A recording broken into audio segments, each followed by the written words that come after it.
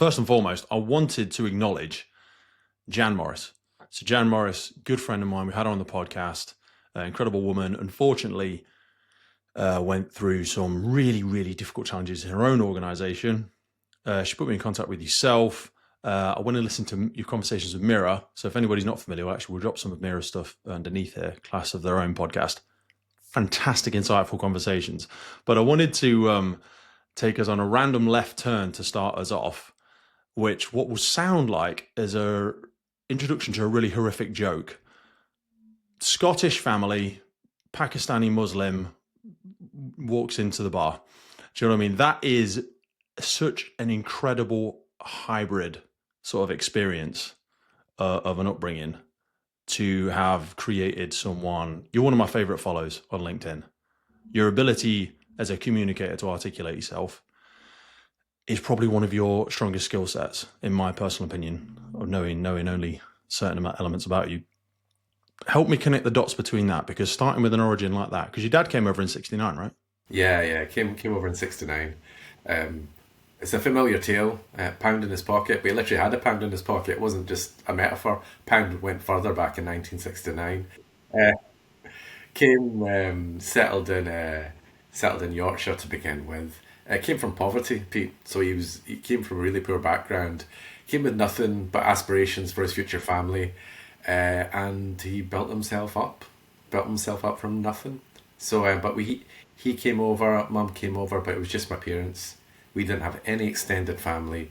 We had nobody else. So my experience growing up of family was mum and dad and my siblings, and that was it. And you mentioned Scotland. So the accent's still hanging on there, even though I live in England now. It is a strong accent to try and shake. Can you wrap your head around? For me, it always makes me feel like a real coward when I think about the sheer sense of drive, audacity, self-belief that it must have taken for individuals such as your dad and many others. We talk about the Windrush. I was actually having a really interesting conversation with someone on the podcast very recently. Do you know the background of the Windrush? I'm sure you probably do. Yeah, I do. It was actually a ship, wasn't it? I didn't know that. Yeah.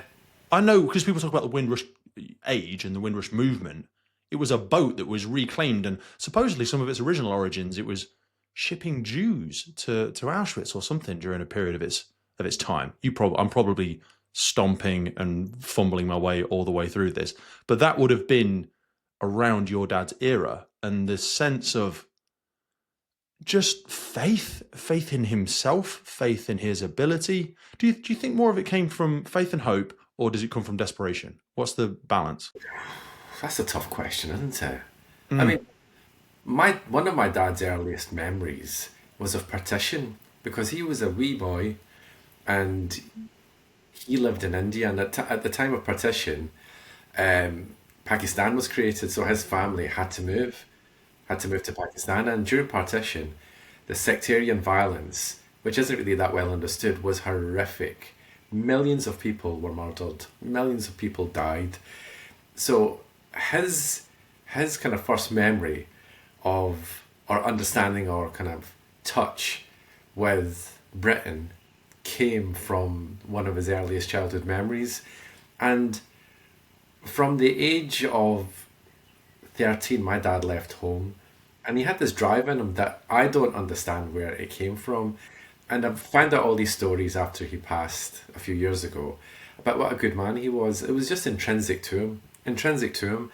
So desperation, the moral fiber. Yeah, desperation isn't something I'd associate with my dad.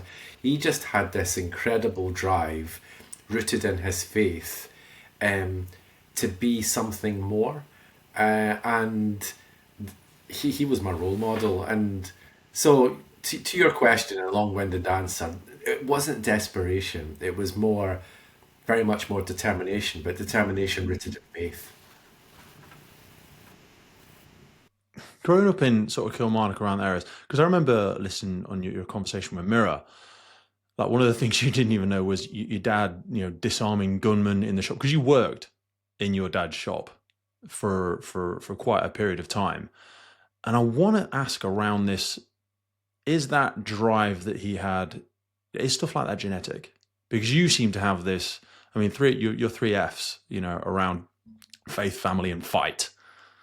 Some people would probably, we talk about the origin of words and the etymology of words. People think of fight and they think, is that something you would want to embrace within yourself? But I think of it when I'm raising my daughter. Do I want her to be safe, or do I want her to be confident? Do I want her to be safe, or do I want her to be independent? Do I want her to be safe, or do I want her to be resilient? Well, I want all of them, of course.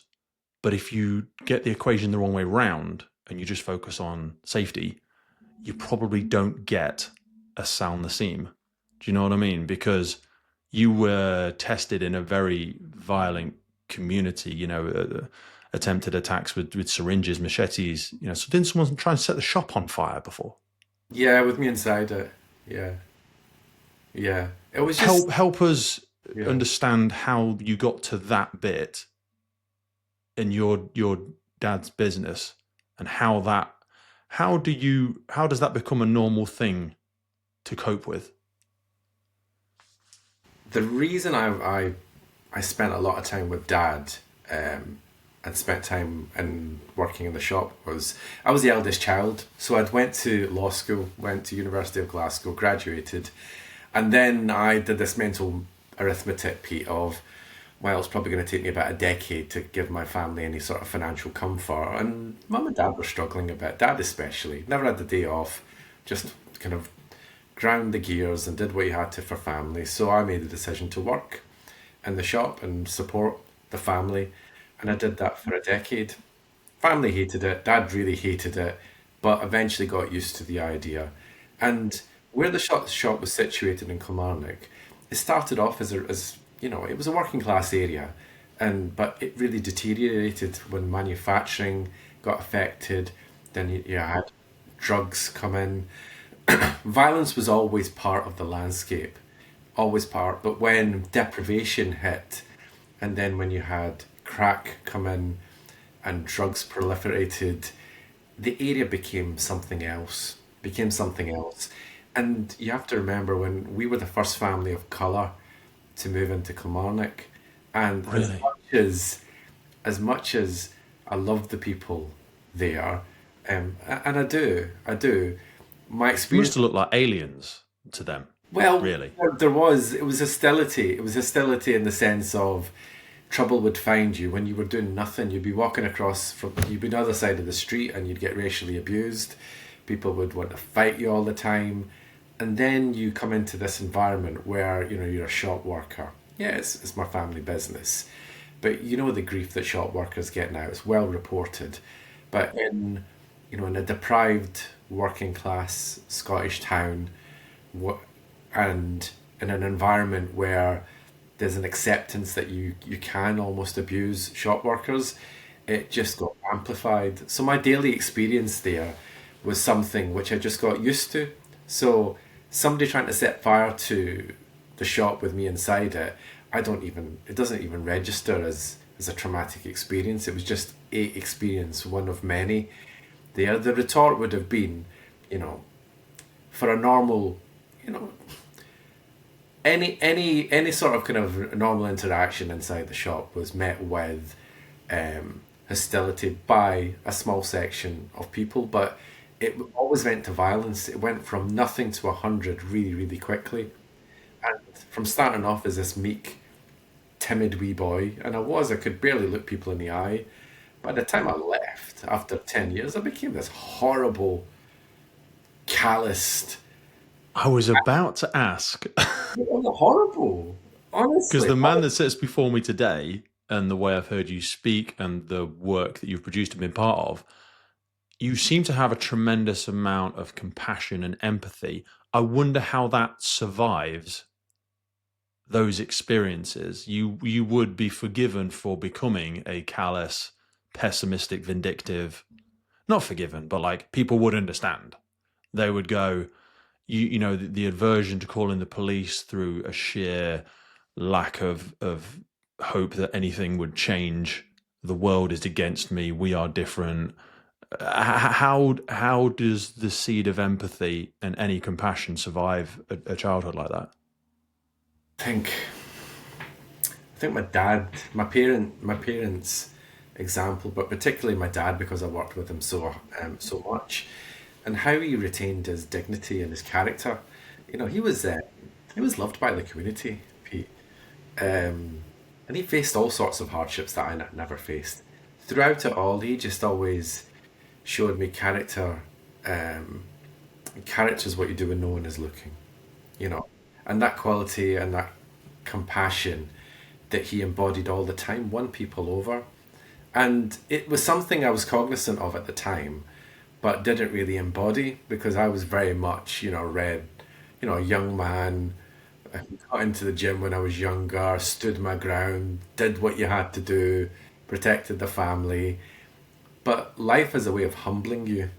And, Every day, after if you give it, it's there um, for you already. Universe will kick you in the proverbials every day if you. could come up and smack you behind the head when you least Yeah. expect it. And in my journey after I kind of left the shop and started professionally was just one humbling experience after the other. And, I had my dad's qualities to fall back on, but also faith. And I think it was after I left and through experiencing all those difficulties, and how do you continue to rise? You can't win every fight in a traditional way. Sometimes you have to win people over by fighting with the quality of your character, or the quality of your work, or the quality of your thinking. You have to demonstrate fight as a quality, but in different facets and different ways. And I kept my faith strong. It's been tested many times. Of course, I'm a fallible human being just as much as the next person. But the ability to keep rising despite all the crap, all the setbacks, all the bullying, all the harassment, was testament that there is a way that you can keep doing things, um, but without compromising who you are or the quality of your character or your moral center. And I just stumbled onto this way, which seemed to work for me, and that's probably shaped me to be the person that I am today. But about 20 years ago, it was very different. I think of hope or faith or moral fiber as that sort of horizon or true north, true north as it relates to your book, but that horizon that you'll never get there, but it's a daily aspiration, isn't it? Because there is constant opportunities to see. They say, "Seek and you shall find." There's constant ways to see elements of evil in the world every day if you're looking for it. But there's also incredible levels of compassion and empathy and sincerity and hope and faith. Well, I think we live on faith, really. I think because there is no certainty. Certainty is a luxury of hindsight, isn't it? Everything really that we base our day-to-day life on has a tremendous element of faith to it. There's also this thing about it's easy to just get hung up about all the negative experiences that we have. It's lazy thinking, I think. Yeah, but there's this bit. Okay, it might sound like cliche, but it's not meant to be cliche. Most people are good. People forget that most people are good. If we just believed all the kind of nonsense in the right wing media and all the stuff we get spewed on social media, you wouldn't leave it. You wouldn't leave the house. As a Pakistani Muslim man, I think I'm bottom of the hierarchy at the minute. in every which way, I wouldn't leave the house, crushed by the expectant racism and Islamophobia and whatever else. And yet, the Yeah. bottom line is, if you evaluate your life's experiences and see, the touch and impact people had, you come to the inevitable conclusion that actually, yeah, look, there's a toxic minority there, and they can be harmful, but most people are good. And if you hang on to that, I think it orients you in a different way. To that I share that same horizon. It's a place we always aspire to get to. But I think understanding what your true north is, so you can face in the right direction, is part of the challenge. Too many people don't face the right direction. But what you described, you consciously choose to face the right direction and aspire Has to to be a get there. conscious decision. Yeah. Yeah, Especially in this yeah. world, like you say, where we're so exposed to, I think we have an unnecessary exposure to, we call it news. There's Oliver Berkman wrote a book, Living with the News, and I forget the other book. It wasn't Oliver's, but Entertaining Ourselves to Death was a book around when they started putting music to the news and it stopped being the news and became a show. And we didn't realize it. It was like a quick switch. And it became this very salacious, antagonistic thing that much of which you have no control over, is way outside your sphere of control or even really your sphere of influence. Yet we have it, we let it, almost invite it to have a disproportionate level of control over our day-to-day felt experience of the universe, don't we? Percent. I read another book, Humankind, by Rutger Bregman. Yeah. He made a very similar point around the news, and he actually said that he stopped watching the news because I don't watch it at all. Yeah, I've stopped as well. It's an accumulation. If it's really important, one of my friends will tell me about it. I'll hear about it at work. I don't need to. I think of it like radiation. You know what I mean? It's like I need to limit my chronic exposure to it in small doses because I'm not smart enough to overcome it. Don't think you can cognitively horsepower your way through this and go, well, no, I don't let it. You do. That's why subliminal marketing works, because it is going in. It is bleeding into your mindset all of the time. You expose yourself to it. That's a great way of phrasing it. Radiation. Yeah, it is. No, that's exactly it. I choose to read, but so I accept. Because reading, and especially to speak to your book, it's forced the writer to scrutinize their own thoughts. I think news is very cheap. And also it's been proved, and we'll get off this topic in a minute, but I was at the cinemas the other day and there was a big news organisation advertising at the cinemas on the pre-screening thing. And I thought, wow, I've never seen the news advertised before. What is going on there? And obviously I think it's because they're hemorrhaging viewers and listeners and whatever. And it said at the end of it, and then it said, trust has to be earned. And I went, please stop. Please stop. Stop. I can't. The amount of times it's been proven inaccurate or downright consciously leading the public astray. And I'm not pretending I'm no expert as a podcast. This is an exploratory conversation with yourself. I'm sure I will make many mistakes, but I'm admitting right now I will make many mistakes. To lord ourselves over people of perhaps a lesser intellectual capacity and consciously leading them astray. I'll get off my soapbox now. But yeah, I have real issues with it. I mean, to finish your point, if you look at a couple of platforms that come on the UK, like Talk TV and GB News, it's not actually about news. It's about opinion forming, opinion shaping, and trying to set a particular narrative, which is based on some oligarchs' funding. So, it was just I went on Talk TV a little while ago. Did you? Oh my God. I felt like I was whirling round a black hole and they were trying to drag me every 4 seconds, but I knew they only had about 5 minutes to talk to me. So I just realized what the game was very quickly and just kept the conversation moving. But I'm not going to go on it again. That's for sure. Yeah. The landscape here it's just incredibly toxic. But they're looking for political beach balls to bounce around. Yeah. And I was like, I'm not doing this. So you clocked pretty quickly. Yeah. It was that bait and switch. They said they wanted to talk about one thing and then drag me into some very salacious, emotive political beach ball conversations. And I was like, no, this is not what we're here for. I'm just going to bulldoze this conversation for another 3 minutes with my own opinions and then I'll leave. I bet they loved you after that. Yeah, well, they have invited me back on since, but I was like, nah. Anyway, you must have had a felt sense of this because you obviously very, very practiced and accomplished speaker. I do want to speak more about your ability to articulate yourself in a bit because I always say the limits of your language are the limits of your world and how you've developed yourself as a communicator. I think we're losing the art of communication through a lot of the electronic devices that we use. But to close the point on hate for a moment, you've been subject to a tremendous amount of racial hate, is probably the best way I will summarize it as, on some very public platforms. I'm not entirely sure why that started to... You're familiar with the Overton Window? Yes. Yeah. Yes. That used to be it still is a thing, but it's the things that, according to the general public, we will accept in day-to-day conversation. And ideas can shift over time from like the unthinkable, the radical, and then acceptable, sensible, popular, and finally they sometimes make themselves into policy.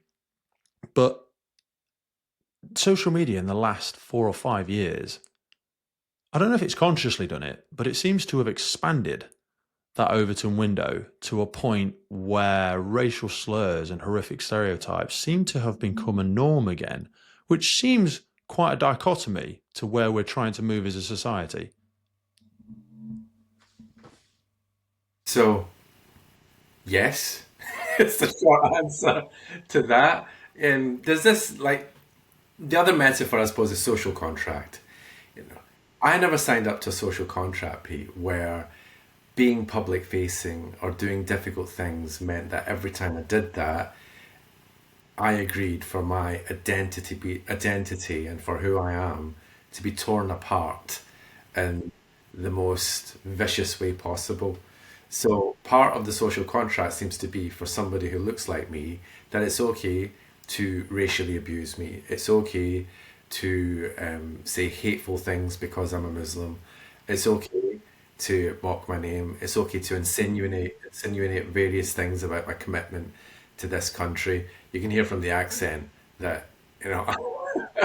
Yeah, the Unless voice you count. doesn't match the picture as I think what people Yeah. have a real like mental challenge with. And again, you're just incredible ability to articulate yourself. But sorry, I interrupted. No, no, not at all. So the Overton window absolutely has moved, but where it's moved to is not a new place, but actually No, yeah, it's back to the 70s. You know, racism and particular forms of hatred have become yeah. pasteurized. I use In this word certain pasteurized. places of society, it's like the bottom has fallen out of progress, and Yeah. we have just hemorrhaged back. Yeah. So social media puts this hatred through, and I say pasteurized because it comes out in a particularly palatable way. So you've got the overt racism on social media, but then you've also got the other sort of racism which you see play out in public life.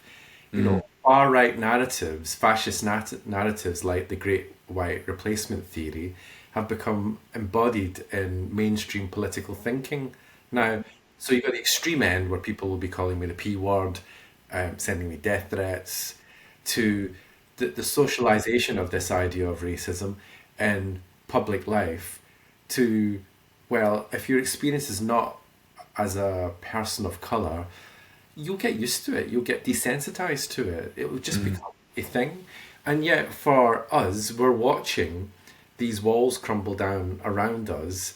And you only have to wind back almost a year ago to see the consequences of that when we had fascists rioting across the country. And many people like me were worried for the safety of our families, never mind ourselves.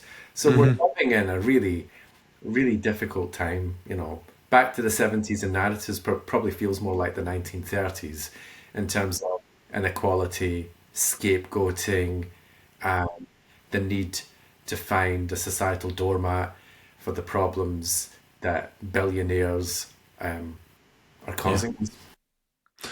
It is because, like you say, we move way past segregation and Jim Crow and stuff like the civil rights movement. Obviously, had a tremendous impact on pulling us forwards, and then opinion, sort of the public opinion shifted, but we seem from a even from an educational perspective, like a lot of education seems to focus predominantly.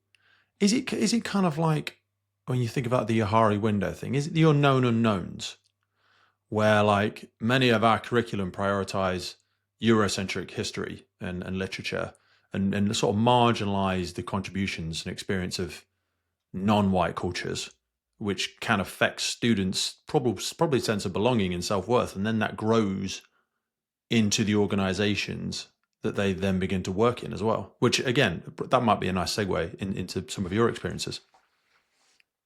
I think it's Because you have part. young children in school now. Yeah, yeah. I've got one of my children's left in school, and the others are a bit older. So but in terms of education, I think it's changing from when I was younger. I think it's getting better. But there's a big move now to look at the curriculum again. Um, when I think I read a stat about 30% of the children in our schools in this country come from an ethnically diverse background. Now, that's a massive change and a massive shift that's happening, and I think that's part of what's leading to some of this challenge around racism coming back in. But if you look at how racism comes in, it's fermented. People, populists, take advantage of legitimate pain and grievance in times of deep inequality, but they misdirect the diagnosis and the cause of that. So Is it a people, symptom or a cause? Yeah. yeah. So there's legitimate pain and grievance when there's deep inequality. We had that in the 1930s, but then we had people scapegoating the Jewish community or Irish or people of Tell you what, black. the hate for the Jewish community seems to have had a tremendous uprising once again, doesn't it? As well, that the anti-Semitic movement seems to be very blatant. It's horrific. It's horrific, How Ryan. on earth is this existing, though? Sorry, I interrupted. Ignore me. It's my ADHD. Carry on. Not at all. I focus on racism because that's my lived experience, or Islamophobia. And some of the work that I do, it's about discrimination. It's about selective discrimination and how there's hierarchies of oppression. I don't want to go into too many technical buzzwords because it switches people off. But the main point here is people have legitimate pain and grievance around the poverty that they experience, the inequality, the gap that exists. We have more food banks in this country than we do have McDonald's. When did that become a normal thing? When did it become a normal? When I was growing up, you obviously had poverty, but you didn't have food banks. Food banks. Food banks have become institutionalized in the fabric of this country, and it should be an act of, it should be a shameful inward reflection of us as a society that we need this. Remarkable people, remarkable organisations do this work, and yet it's just become an accepted thing. That's just one small pixel in this big picture of inequality that we have. Then we have people riding in saying, oh, actually, it's these people coming over that are stealing your jobs, your houses. They're to blame. Poor black people, poor brown people, alongside the poor white people are to blame. We're actually, the causes of the inequality lie in systemic failures by people. Well, I'll probably stop there because I'll just bang on. No. You're right. And how much of this do you think is conscious, though? Are you familiar with Hanlon's razor? The Hanlon's razor is a concept where never attribute to malice that which can adequately be explained by stupidity. So we think when we see horrific things, they're coming back to the news. We assume the evil overlords have come up with this, and we have it all the time in the fire and rescue service, where a senior leadership team will do something or something will happen, and we assume, because in the absence of truth, people will insert pessimism. Usually, they'll look for the worst. We grew up on that, didn't we? I always say that we evolved for the pessimists to survive, because the optimists, me and Sal, wandering around the caveman era and the rustle in the bushes, and Sal goes, that might be a lion, and I go, maybe it's a butterfly, and then I die because you were in the opposite direction, because not saying you're a pessimist, but you know what I mean, like, we evolved for pessimists, and we attribute malice to a lot of this. So when we talk about organizational racism, organizational discrimination, sometimes we need to remember more than we need to learn, because a lot of this is historical, that a lot of people would find it hard to get true context on, and perhaps you can shine a light on this, because it's something you've certainly looked into in the work within your part of the sector. How much of it now is still a conscious perpetuation, do you believe, and how much of it is just legacy? It's not just legacy. Okay. I can't say it's just legacy. I've had the privilege, Pete, of working at really senior level. The work I've done has been at a system level. So some of these conversations, which we wonder how they go down, when you're sat at the table and you're thinking, well, what happens, behind the veil? I've been in those conversations at the most senior levels, and it would be nice for me to say here that it's all legacy stuff, but it's not. But can I attribute to it all to this easy diagnosis of malice as well? No, no. It's complicated. There's various factors that play into it. Um, there's a big there's a big issue here. For instance, if you're looking at institutional issues like racism, misogyny, homophobia, you're looking at these sorts of issues. There's a number of issues at play. For instance, denial. There's a real denial by some senior leaders to diagnose the issue and address the elephants in the room. That comes with consequence.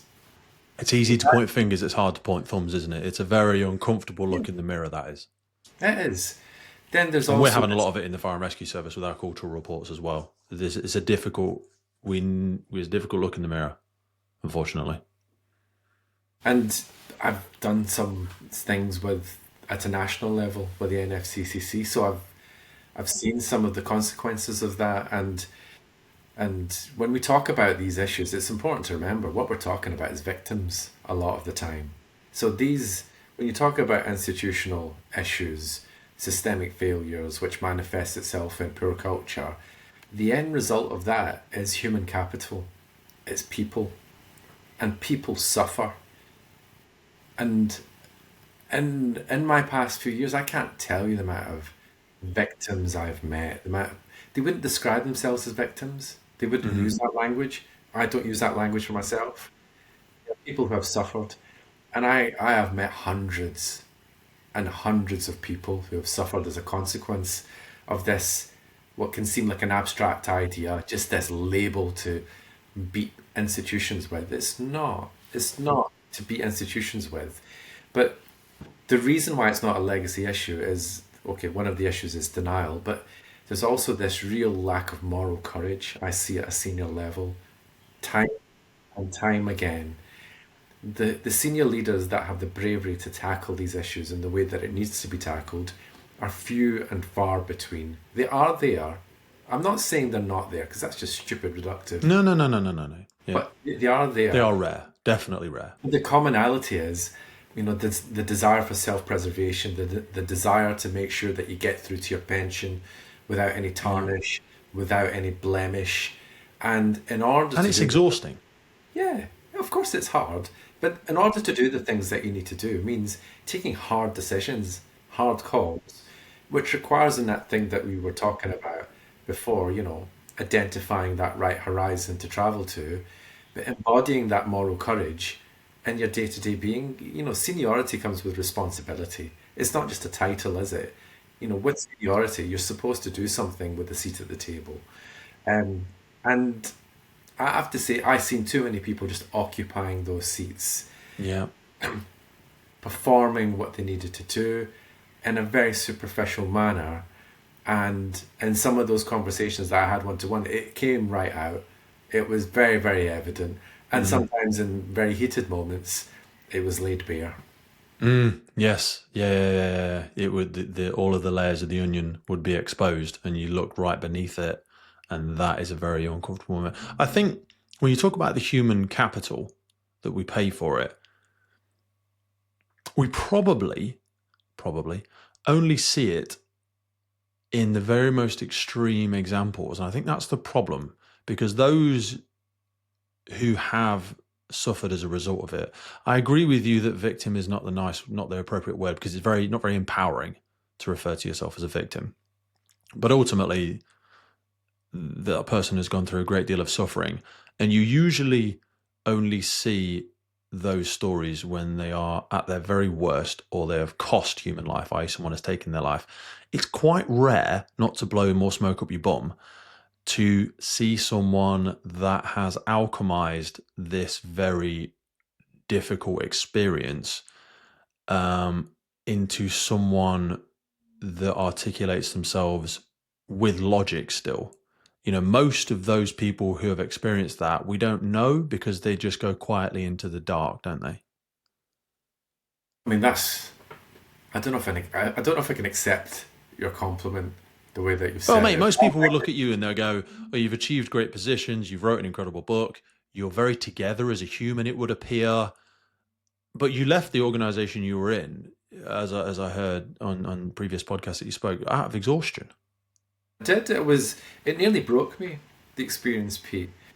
When you work in, it was very easy for me to have ended up as a cautionary tale, to have ended up as this embittered, angry person shouting into the dark. And I understand why some people end up like that. It's very easy to understand when you've faced systems and you've faced organizations and institutions which gaslight your your experience, and what that looks like. So I left I had every possible form of experience, in the system, from targeting, harassment, racism, um, exhaustion, maybe maybe on the precipice of a breakdown, to having the thoughts that nobody wants to have when they're at home with their family. And I made a choice to leave, to walk under my own steam without having a job to go to. Um, so I've suffered in the way that I think many people do suffer when they try and do the right thing. And that's all I ever did in my job. I tried to follow it through the statutory framework that I operated within, the mandate that I had, but trying to embody the moral courage that I see Mm. my dad had every day in facing down hate and racism. I had the opportunity at a really difficult time for policing to do some things, but I mean, you make the point that why do I appear to be so together? So I suppose it comes back to life experience, because of all the experiences I've had growing up and all the difficult experiences I've had. There's been an option for me. How do you either? I've basically chosen to leverage everything that's happened to me for my own positive effect. And that sounds harsh or ridiculous or cliche. But No. as a Muslim, there's a phrase that I use all the time. It's part of my faith. It trips off my tongue every day, which is Alhamdulillah, which basically just means thank God. So it's easy to say that phrase in the good times, but every time something bad happens to me, I still say it, because this experience was meant for me. So, of all the times that people have like to try to batter me or knife me or have me or break me, that experience was part of the tapestry of my life, and it was meant for me. And although I can't see it at that point, with some distance, I can see it. And even the book that I wrote, and with all the difficult experiences that I had, you know, there's an irony in that if I'd led a really bland, boring life, I wouldn't have a book. I wouldn't have a Yeah. story to tell. Yeah. I wouldn't have a That's story to tell. when we connect the dots I looking wouldn't have the backwards. opportunity to speak to you today. So But with there's respect, that is a very, very rare individual. I'm not saying you're special. I'm saying it's rare. And what we never see, and you will have spoken to many of these individuals, but what never make it into the public sphere, which then influences people's understanding of the suffering that's been experienced, is the graveyard of careers and the graveyard, perhaps literal graveyard as well, of people that have made a fatal decision. If you'd have taken your life a few years ago, it probably wouldn't have been very difficult for people to connect the dots and it have become a cautionary tale. And I don't say that lightly. And there will have been many people, not to go to that extreme, hopefully, obviously, will be tremendously less that have taken that fatal decision, but people that have simply given up on a career, something that they entered into with passion and purpose, with the desire to make a change, and just when the juice isn't worth the squeeze, and off they went. I suppose that comes back to this thing about fight, Pete. Mm-hmm. I've been fighting my whole life. I've always been the outsider. I've never known what it's like to fit in. Even like speaking to you on this podcast, like it's difficult for people to put this brown face and Scottish accent uh, together. Which is constant mental jujitsu as they try and understand I, you. want, I love meeting new people sometimes, and it takes them a while to figure out, am I subtitled or not? How does that work? But um, my so being the outsider and experiencing what I did, like hate, violence, growing up, you know, there was I kept getting back up. My fight wasn't necessarily always physical. It was just the act of defiance, of not giving in. And my fate is not sealed up in the whims of people who've got malice in their hearts, either through intention or through sometimes thoughtlessness or vindictiveness. They don't hold my fate. There's only I have faith.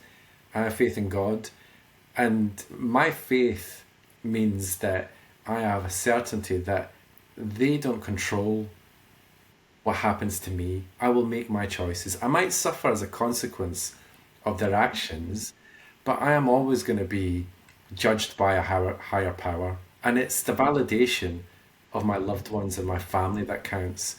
So if a stranger wants to troll me or have a go at me, they can try. They can do it all day long. I don't care. And I don't say this as somebody that is ignorant to all the racial slurs or whatever might come. It's just they will not control what I do next or how I conduct myself or how I choose to respond. So if you want to attack me, you can. Maybe I'll acknowledge it. Maybe I'll respond. Maybe I won't. Maybe I'll just say, fine. You can say what you want. The power we have is how we choose to respond. How do we want to acknowledge? How do we want to deal with these things? And, with that choice sometimes comes, well, it's certainly empowerment comes. But also, as a consequence of that, we can embody dignity, dignity for ourselves. Dignity is becoming quite a rare thing. I also say as well, people only punch up. Do you know what I mean? Truly successful individuals or people with good moral fiber and a strong moral compass. Michael Jordan is not leaving hateful comments on YouTube. You know what I mean? Sal Naseem is not spending his private time in the evening writing a vindictive message on LinkedIn comments. Do you know what I mean? Very few people who have a strong purpose and a good heart are getting up in the morning to play one-to-one defense on your own personal beliefs or ambitions. It is really a very small proportion of the population. I think it's just that they speak so loudly. Yeah. It's who gets the megaphone, Pete. Who you passing the loudspeaker to?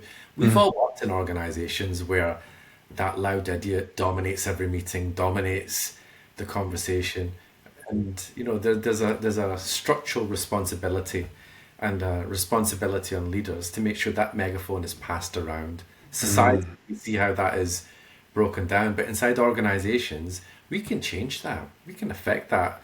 For instance, whenever I chair a meeting, I make sure to bring in all the voices. And there'll always be somebody that will dominate a conversation, fine, but you need to manage that and you need to make sure that you bring other people in and allow those quieter voices equal space. So just the act of chairing a meeting, it might even be on Teams, it might be in person, you can make sure that megaphone, that loudspeaker is passed around equally. That's a real skill set that I'm not sure we spend enough time developing. I often speak about the uninformed hippo with blinkers on. So the hippo, I always say, is the highest paid person's opinion. And if they have a tremendous amount of unrealized privilege and quite a narrow view of the universe, like you say, that hippo's opinion will just bulldoze and everyone will go, oh, Sal's the CEO. Oh, yes, Sal. Oh, God. Oh, my God. I was just thinking the exact same thing. Do you know what I mean? The highest paid person's opinion can bulldoze an organization and often does, probably more so. Let's reference this back to our own personal experiences. Fire and rescue service communities are command and control structures. That's what we put them at because we have a big operational context. The world of policing is very similar. There is a tremendous authoritarian position as an officer, as a police officer, as someone as a member of that organization, whether that be operational or backroom administrative. They are command and control structures, aren't they? And there's a difficulty in that. I get it, the hierarchy, and The how do rank structure. the rank Yeah. structure, how do you put up challenge within command and control? Now, when it works and you have the right sort of qualities of leadership, then obviously it's not an issue. But I've seen in policing, and I've also seen in the fire service, where you have the wrong character in charge in the I know. structure and the culture that permeates as a result. And I don't think anybody's really wrestled properly with how you square that off in a command and control structure. Hierarchy, in traditional corporate structures is one thing, but in a command and control environment like the fire service or the police service, it is incredibly hard. It is incredibly hard to challenge that. Problem is, we promote operational competence and subject matter expertise, yet the metric that we struggle most with in our organizations, the organizations that I work in, is cultural elements, is psychological safety, is belonging. I think there's a tremendous amount, hence my conversation with you, learning from other sectors. Yet when we have non-operational CFOs, CEOs, people have a real issue with it because what do you know about firefighting, Sal? When have you been on a fire ground? I'm never going to, you moron, with respect, because that's not my job. Do you know what I mean? I had a conversation with a PPE provider the other day when I said, why do we give chief fire officers fire kit? Why do we give them fire kit? You see them on the news sometimes wearing fire kit. They're not allowed to go into a structure fire. They are not competent and qualified to do so. So why are they wearing structural firefighting gear? It doesn't make any sense. But we're very romantic in our sector. It's almost like we want to see it. I hear that. But look, I'm a football fan, and painful admission, I'm a Manchester United fan, so football's a bit of a sore topic. Doesn't make you a bad person. It's okay. Well, some might disagree. But it's that football analogy, isn't it, with managers who've never really played the game at a senior level. And look at the likes of, for instance, like Mourinho, who had an incredibly successful career, tapering off now. I think this plays out in different industries, doesn't it? In different ways. You're always going to get this stuff.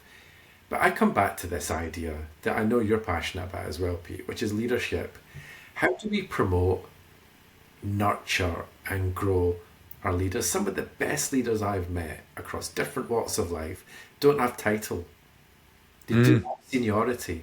But my goodness, they've got leadership skills and qualities. And they lead not through the hierarchy, they lead through followership. People follow the best leaders. They follow them, and it's a I think the best leader in the organisation I work for is actually the lead for our health and safety department. He is such an incredible lead. He's like a chameleon socially. His ability to build rapport with so many people. His recall, I'm not sure what level that is on and how you measure it, but his ability to remember people's names, personal details, interactions with them, things that are significant to them that they have expressed a passion for in the past. His recall is it's I don't have the cognitive capacity for it, and he's not obviously not a firefighter. He's never been a firefighter. He's come from a health and safety department. I think he should mentor other people in the organization. But a lot of people see health and safety as it is very legislative driven, but they think of it as a very yes/no binary thing. But sorry, rabbit hole there, but that's just me going, that's one of the best leaders I know. And he's not a firefighter, I think, no, you've exemplified that brilliantly, because when you speak about a good leader, it comes across in how you're describing them. They don't sit particularly high in the organizational structure, but you're able to talk effusively about what makes them a good leader. And one of the things that I've always tried to promote in the conversations I've had around systemic changes, how do you nurture this quality of leadership? Managers manage things, leaders lead. It's different. You manage things, you lead people. It's a different skill. But how do we actually teach that, promote that, and grow that? Look at the investment the military make in their leadership academy. And I've met some incredible people with a military background, and you can see some of the difference made and some of the thinking and how conscious they are about their active leadership and how they lead and their self-reflection around it. But if you don't invest in it, how do you expect people to embody it. Some people will rise through and will carry it and will embody it when they need to. But most of the time, people are promoted through ingrained processes, and you don't necessarily get the right outcomes. The people that need to lead I you, think when we get great leaders, it's by accident, not by design. yeah, I'd have to There's a support that. very, very good example in the UK Fire and Rescue Service at the moment. We're not going to go too much into detail, but it's someone who was a leader in a large organization. I'm trying to be cute here and people know what I'm on about. Anyway, he has a tremendous military background and through his own moral fiber left the organization that he was only with for a year or so. Because he just confronted so many structural, predominantly financial, but certainly leadership hypocrisies from my conversations with him that he uncovered within it. And it's almost like sometimes you get the leader that you deserve sometimes. And I always say, perhaps it reflects on your situation as well, people don't leave bad organizations, people leave bad leaders. Maybe I had a combination of both. Yeah. Well, but ultimately, the organisation was a manifesto, was an end result of the people that were in it. The badge is just a badge; it doesn't mean anything. I mean, it stands for stuff, but it's just a result of the people that were in it. It's not an actual, it's not got cognitive thought itself, has it? It's the people that have created that environment. I think one of the things that would be transformative, within organizations, maybe even societies, how do you teach moral courage, Pete? You've spoken in different ways around this idea of being values led. I use the metaphor of true north. How you embody that, how do you live and breathe that personally and professionally. But how do we teach this idea of moral courage maybe from a young age? How do we think about it? How do we embody it then in our personal lives and our professional lives, so that when we are faced with these situations, and we're faced with different challenges every day in the workplace, different levels of severity, we think about them in a different way. We don't necessarily think about it through an act of self-preservation or risk appetite or dusting off a risk matrix or some asinine thing like that. You're actually trying to think about what, within all the doing the mental arithmetic of the powers that you've got, where you work, what you're there for, but then what is the right thing to do? I know I keep saying this thing just to challenge myself. Am I dipping into Clinton cards type cliches that you find inside these things? But Yeah. honestly, it's not, because I've experienced moments of this where I just literally thought, well, what is the right thing to do here? Well, is this going to cost me? Probably. But will this matter? Yes. Okay, let's just kind of go into it and do it. People, but if this moral courage was actually celebrated more by organizations and sought after, maybe as it is in other sectors, I think the difference would be noticed. We don't see it in our public Exponential, life. We I don't see think. it in our public life. We Yeah. just don't see it. How have you tried to develop that within your children? And always a difficult one. I have children myself, and I don't think anyone's ever going to write the perfect parenting book because, it's very much an art form that we aspire to every day, and probably all of us fail repeatedly. But I remember listening on Mirror's episodes with you.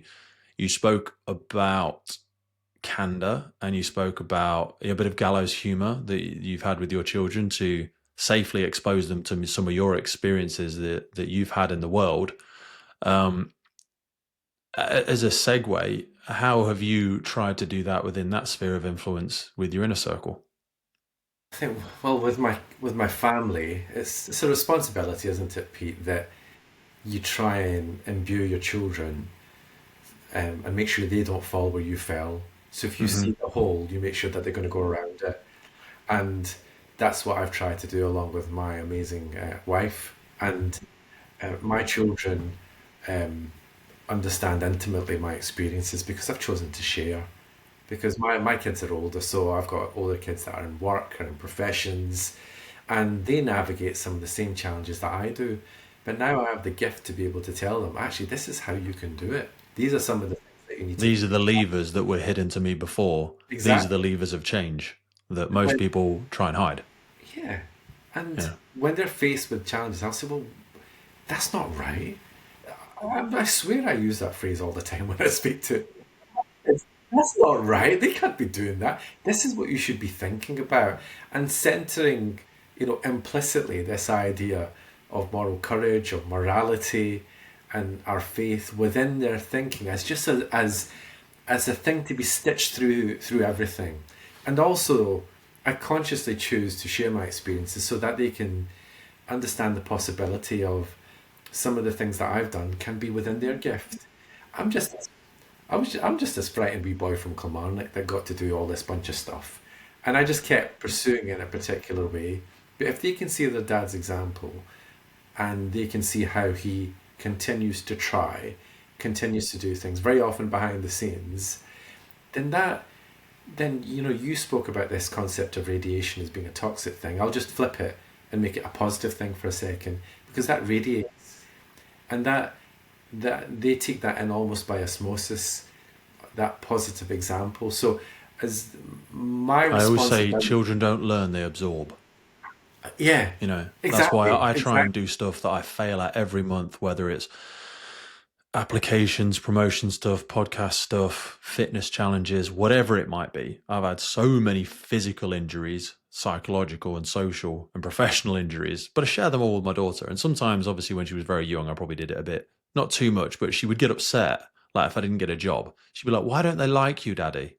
Why don't they like?" And I'm like, "Baby, it's da, da, da," and maybe I was pitching it to her to a younger age.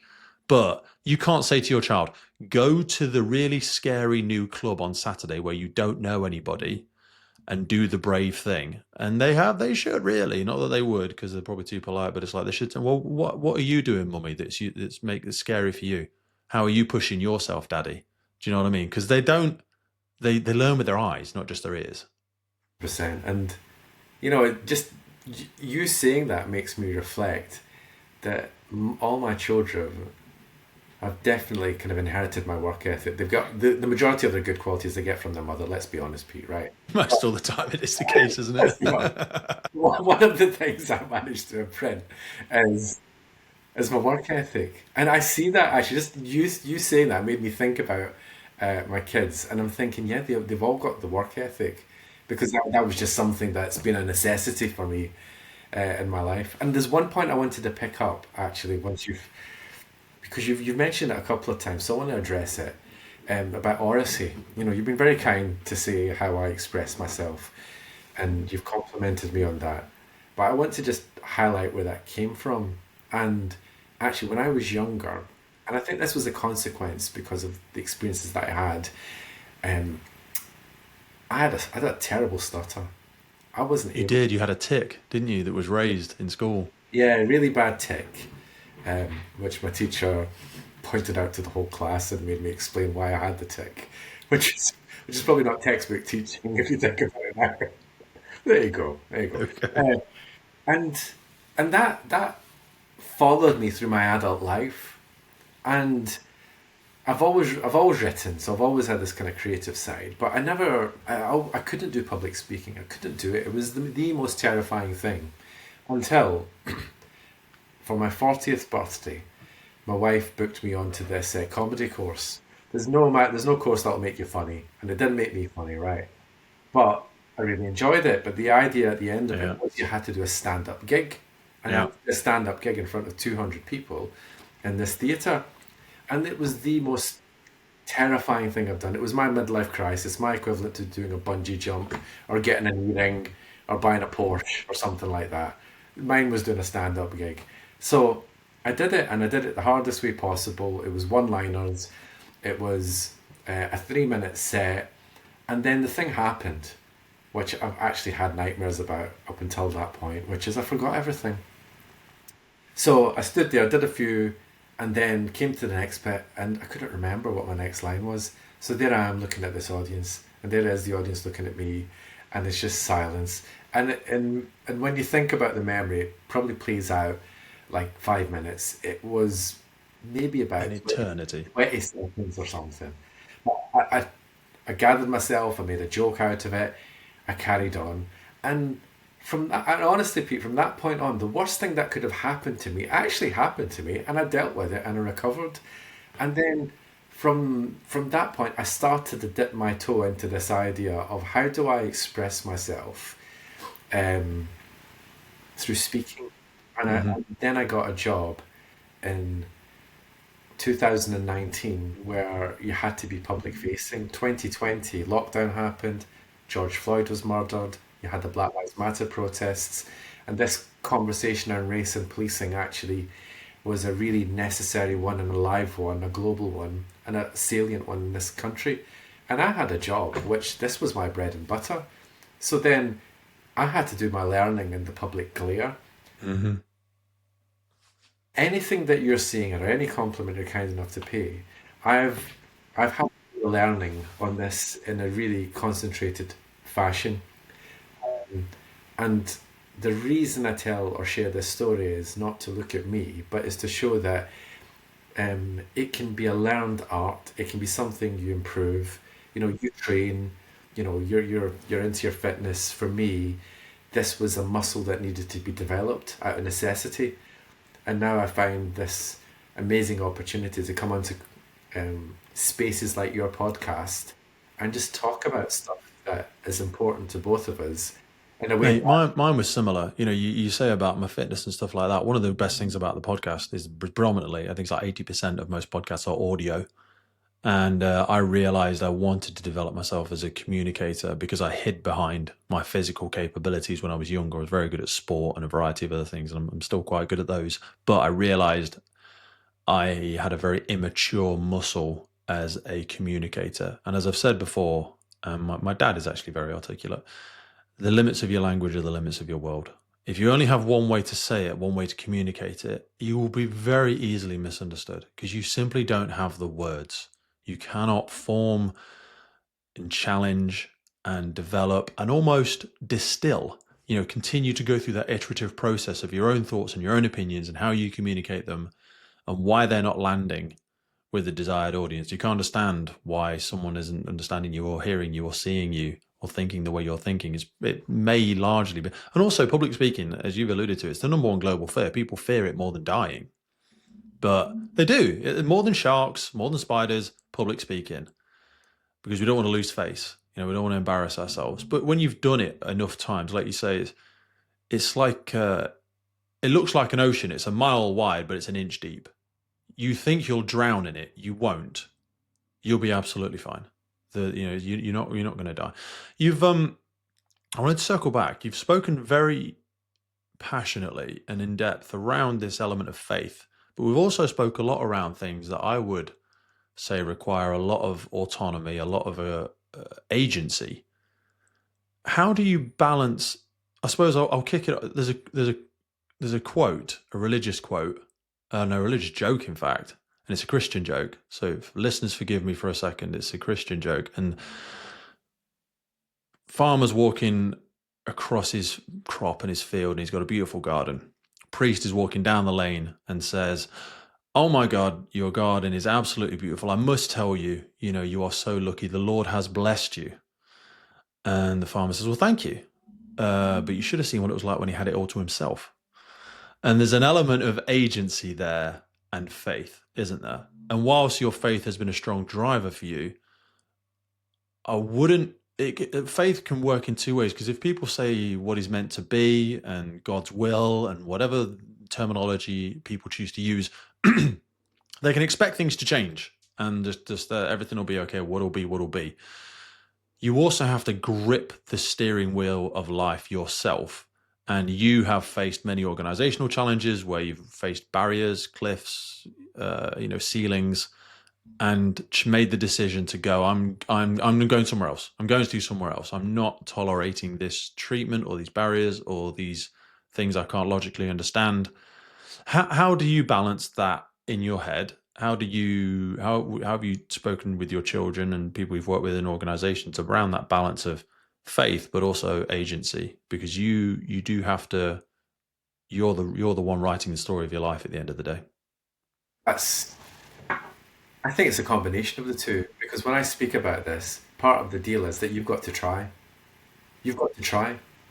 So the foundation is that you do everything that you can, and if you've done your best, whatever else happens, is meant for you. So that's essentially how I kind of picture it, Pete. So yeah, I am a big one for agency. I will definitely take control. I believe everybody needs to understand their own agency. Uh, Too many of us, I think, are passive in the face of big structures or what things are thrown at us. But there's always a way to navigate um, power through principle. There's definitely a methodology that needs to be democratized a little bit more around this. And because I know I will have done everything to the best of my ability in the right way, whatever else happens, I can rest with it because it was meant for me. And I still hear more no's in my life than I do yeses. Of course, so you should. So so Demonstrates you're pushing the boundary of what's possible. so yeah, or they don't like me, but it doesn't matter. Yeah, that as well. But equally, that's you found that social rub, or you found that structural thing that is illogical, and that person is actually acting out of a personal belief structure that's not appropriate. Maybe that right level of tension. It just kind of it comes with some of this work. It comes with this work, and that's okay. That's okay. But I think that's how I square that particular circle. I just wish more people would understand the power of their own agency, and the fact it doesn't need to rest with just a few.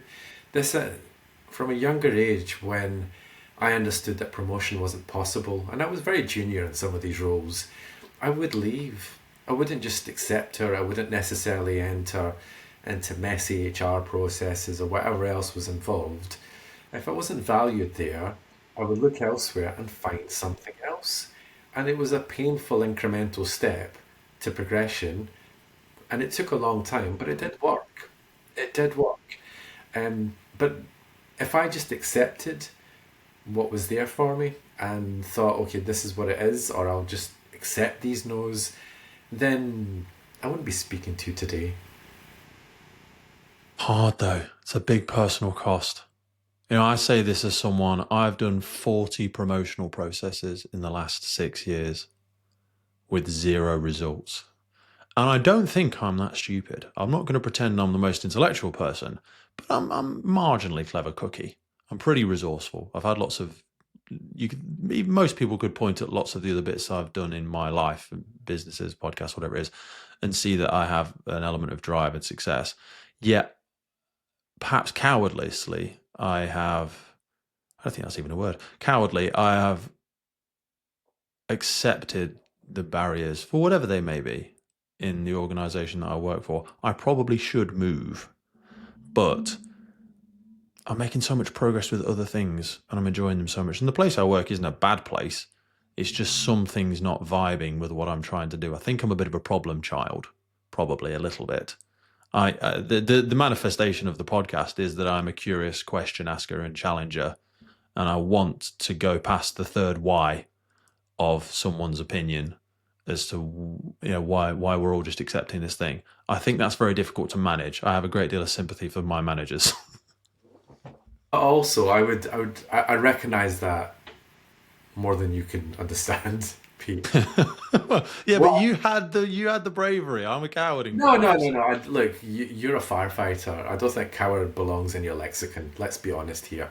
The other thing I was It's going just to, too romantic about the thing we do in us. Sorry. Anyway, nah, I was going to say, look, sometimes I understand what you're saying because I experience the same thing. However, there comes this glimmer, there comes this moment where if you're willing to broaden your own perspectives on where you want to be, somebody will actually recognize what you're saying as a problem as a strength. I know. You know, somebody will, and they will want you because of that. I say that from experience. I know you do. I know. This is becoming a personal coaching call. I feel it. I feel it. It's an uncomfortable thing.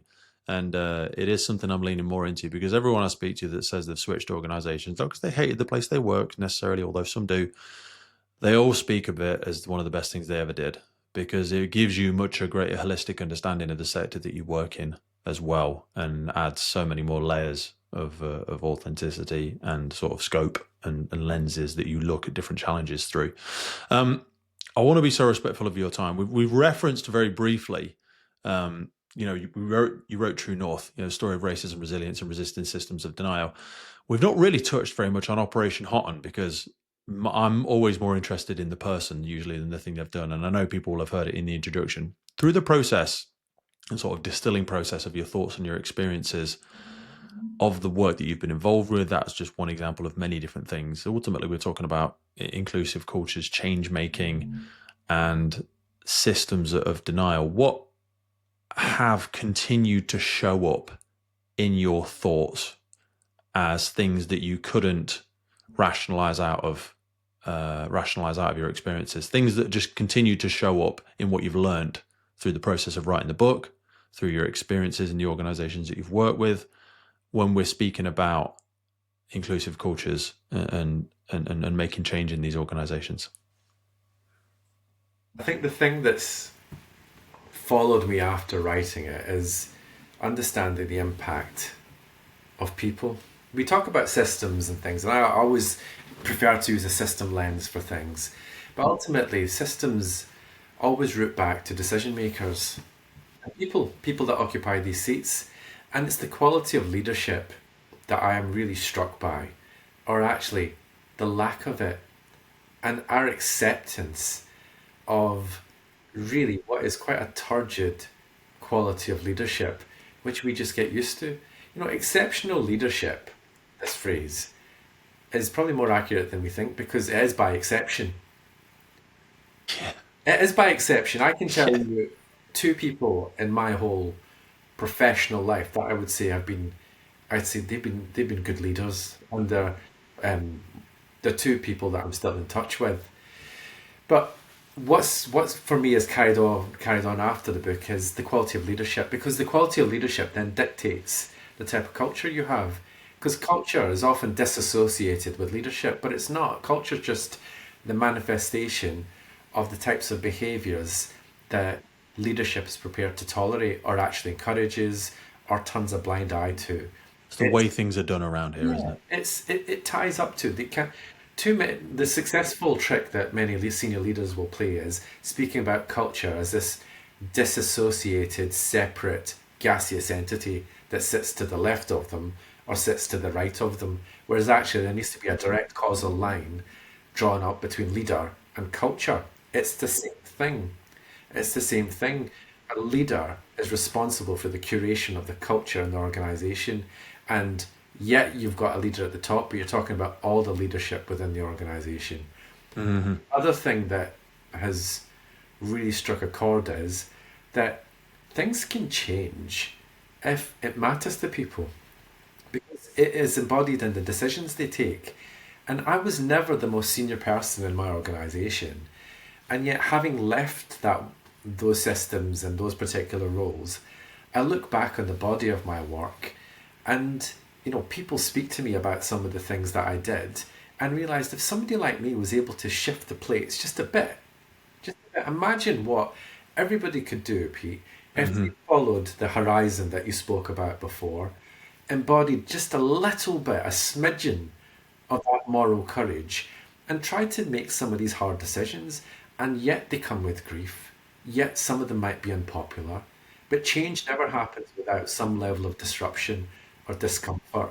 If you're sitting in comfort, through your tenure, and you've not come up against some of the ructions that come with the unpopularity that comes with difficult decisions, then you haven't led. And there's too many people who just don't lead. It must be. I see a lot, and you probably see as well. And I'm no better than anybody else at all by any stretch of the imagination. But I look at some of the retirement posts when I see things, and I go, if you squint your eyes and tilt your head, a lot of things look like a copy and paste career.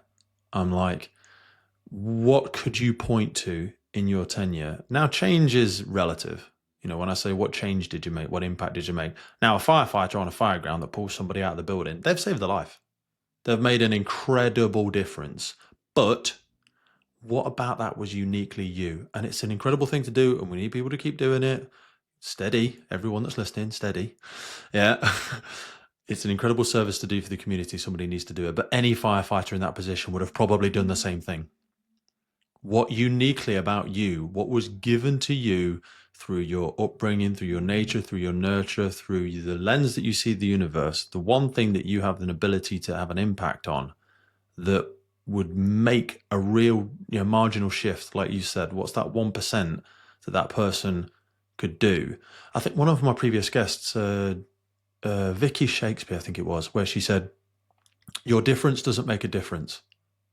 And I thought that was such a great mic drop from her, because so many people's difference, and I'm not talking necessarily about your race, your culture, the color of your skin, the way you sound, different about the way you grew up, about your experiences in the world.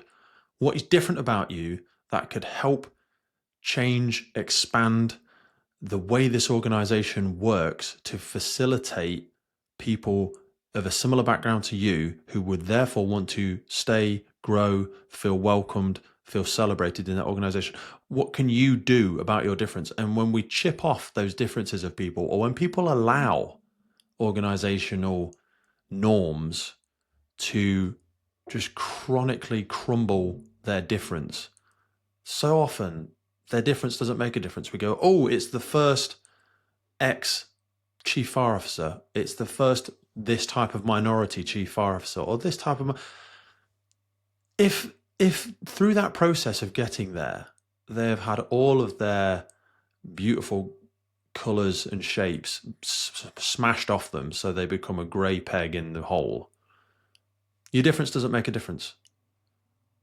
That's my real frustration and my real concern, if people don't embrace what they can uniquely deliver to this thing, because it is changing, and it's changing at a rapid pace, and we need the right people around the table to help that change, I think. To add to Vicky's point, and I agree with it for all the reasons you've said, but I also noticed that difference is welcomed until you say something different. So you invite difference to the table. Yeah. And we The can, public sector says, be yourself. No, not like that, Sal. not like that. You need to be like this. And and I think the skill that I learned was no, actually, no, I'm going to continue to be like this. And if just everybody could just center themselves in that, because when you rise and you get to certain positions, you've done it by being a certain way. So when you get to just the next bit, why do you have to pivot and become something else? Don't become something else. Just keep that constancy. And and obviously you've got to learn and understand the landscape and have different tactics.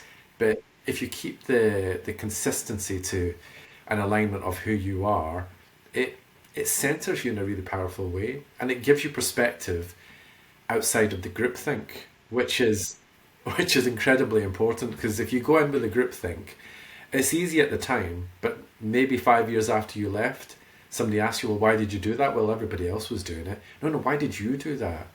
Why did Yeah. you're accountable in ways that you don't Yeah, understand. we dissipate things into Yes. the like secret army in our pocket, don't we? There's a direct correlation to the size of an organization to the dissipation of responsibility often. It's a bit like if you're the only person in the street and someone's being attacked, you'll ring 999. But if there's 1,000 people in the street, or you're all stood in apartment blocks looking at a car park where someone's being attacked, you assume someone else is going to do something about it. Kitty Genovese, isn't it? Yeah. Yeah, Scary though. Scary. I know.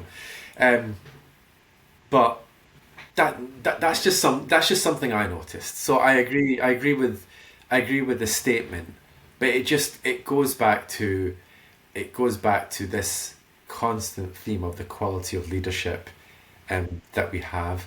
I honestly think it's something that needs to be on the curriculum. I think we need to teach Oh yeah. I think we need to teach our kids, what does leadership mean? If we built leaders from a young age, and I know many organizations do great work on this stuff, but imagine if it was embodied in what we did at school. This idea, some of the themes that we've been speaking about, doing the right thing, moral courage, what's it like to lead, and not just memes on the internet, but actually stitched in a really subtle way into our curriculum. I don't think we do it in schools at all. I think you get some of it through sport, but that equally is a little bit elitist and narrows itself to people that have an athletic interest. So you only get a small amount of the population. You see some of it in forms of art, dramatic art, and things like that. But we don't teach it, maths, English, science. I mean, we could do more public speaking in English, certainly. I think that would, in creative writing and public speaking, work. But yeah, we really don't seem to embrace the leadership development at a young age, not consciously. It's a thought I've had ringing around my head Mm. time, that how do we kind of systemize it, change systems, have a positive effect? Because building the right sort of leadership um, benefit everybody, and the absence that we see in our public lives at the minute. Alongside this point, you spoke about oracy. Oracy is really encouraged strongly in some private sector and private schools, isn't it? Yeah, There's a reason for that, because you see how effective it is in later life. and they speak so beautifully. We've They really stumbled, do. and we've It's stumbled not on by them accident, it's by later. design. It's by design. Yeah. So we've discovered those arts later in our lives. But imagine if we'd had it when we were younger. Well, that is again true leadership. We talk about, okay, yeah, it's very nice to talk about the kids, Sal, but how does that help us today? Well, ironically, even if, so this is the thing to echo back, I will be respectful of our time, but if you're at that level of senior leadership in your organization, the change you're going to make probably isn't going to affect you. That's the irony of it. And this is perhaps the problems of the 10 years of political sort of time frames and stuff like that. Is true leadership is planting trees under which you'll never sit. It's changing things for the next 7 years' time when you will have retired. You won't see that quick return on investment. And that's why, A, we invest in our children. But the biggest changes that often need to be made by leaders are ones that they will never see the fruit of. And I think that makes it difficult for people to make those right decisions if they're looking for the immediacy, especially actually if they're not at the senior leadership table and they want to be there. They might just be trying to please up quickly to get to the next level. And that self-perpetuating cycle doesn't make long-term change. Any leader can start doing something new. When we talk about organizational challenges, it takes true leadership to stop doing something old. That's really difficult. When we go, this policy we've had isn't appropriate, doesn't make sense, we're going to stop doing it. Anyone can come up with a new theme for a new thing. We launch new stuff every goddamn week. Stop doing old things is very hard. I also think, Pete, like, look, if we're going to fanboy, I'll fanboy after you. Look how beautifully you speak. Imagine a world where we didn't do corporate speak. Imagine where we spoke as human beings a bit more. You know, I understand how That's been the growth of podcasts because people want authentic conversation. They don't want to hear the corporate BS, shiny, polished, wooden talk. They go, I've met Sal. I know what he's like. He's a right laugh. Do you know what I mean? That's how he talks. And that element there, I need to stop interrupting. But that I'm just high-fiving you verbally. Sorry, carry on. no, it's the same point, isn't it? But imagine if we spoke more as human beings. We talk about corporates, we talk about organizations, but also public life. We've got into this very particular way where we think authenticity belongs only to maybe populists and how they can use certain rhetoric. But imagine if everybody just was comfortable enough to, wax a wee bit more lyrical and spend a bit more time talking about things in a bit more of a human way instead of just trying to trap people into you're right, you're wrong, you're left wing, Mm-hmm. right wing, you're this, you're that. Life is about shades of grey. It's about nuance. It's about the difficult bits sitting in between stuff, and that's where stuff happens. But we've just got we follow the algorithm. I'm not getting into some matrix conspiracy here. I'm not talking about that. But Yeah, you know, oh but dear. social media has promoted this very hateful and angry binary form of rhetoric out there. Whereas actually, we need people who speak like you to be much more visible in public life. Mm. Because when you get the chance to sit down and people get the chance to listen, that's where you create understanding. And not some of just this stuff like where you're shouting or you're just trying to get the next sound bite in, Hmm. or you're not listening, you're just waiting to speak. Most Yep. conversations are not Listen to listening. respond Yeah, versus just waiting for my turn to speak. that's That's all all. it is. People are just waiting Yeah. for the I other just can't person wait to to shut beat up. you over the head with my Yeah. opinion. Ah, you said this, so I'm going to get you for that, or I've got this stat here, or I'm going to lie about this, or no, I'm going to shout over you. Yeah. I mean, we need more of the quality of the conversation that you embody out there. This is the sort of stuff we need out there. Hopefully, maybe not necessarily to high five you on the compliment for me, although I really do appreciate that kindness. I just like like you say, it's just difficult for my simple brain to get its head around when I meet so many incredible people in the public sector, police, ambulance, fire. These people didn't join for the outcome. Sorry, the income. They joined for the outcome. They joined because they wanted to do a good thing. They wanted to be part of something usually. And they're everywhere. Yet we only tend to see in the news some of the really truly horrific stories, and they need to be found, they need to be drawn out, and they are being dealt with. And we speak to a lot of the people on here, but we need to encourage and make more space for these types of conversations. So thank you so much for your time today, my friend. I've really, really enjoyed it. I knew I was going to anyway. And we always have some bullet points down, and there's lots of things we did not talk about today. And that's absolutely fine. We will drop some things in the notes. I'd love in 6 months, 8 months, whatever it is, mate, to maybe have a follow-up conversation. We're going to drop a link in, obviously, to the book for people that are frustrated that we haven't discussed certain elements during our conversation today. You can find all of them. Sal, we'll drop Sal's LinkedIn. We'll drop a link to the book. You don't have it in audio form yet, do you? No, no. People have asked me, but Mate, I I don't know. would love you to do it in audiobook. I don't know. I know it's a task, but people can find it. We'll drop in a link to the Amazon. True Okay. North, a story of racism, resilience, and resisting systems of denial. Before we close, is there any lasting thoughts, things we want to circle back to that we stuck a pin in, or a thought that you want to leave in the mind of the listener, Sam? Thank you, Pete. I suppose the only thing I'd maybe offer as a reflection is this idea of True North, and you spoke about as a horizon to travel to. Um, it doesn't just belong with people who've got titles or people who occupy seniority.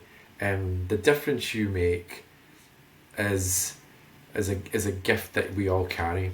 I just wish everybody could understand that it's possible for everybody. I started off as somebody bumbling about and just happened to get an opportunity through history, through time, through circumstance. But I'm just this bang average guy that did a bunch of stuff by embodying the same spirit that lies within everybody. I just want to understand. I just want everybody to understand that is something that everybody has. You spoke about agency. We spoke about the horizon. Um, the best leaders are the people normally without title. That's something maybe just to think about. Absolutely, my man. Well, send my love to the family for sacrificing 2 hours of your very limited time. I don't take it for granted, Thank you, Pete. and I really look forward to speaking again in the future. Me too, mate. Thanks very much.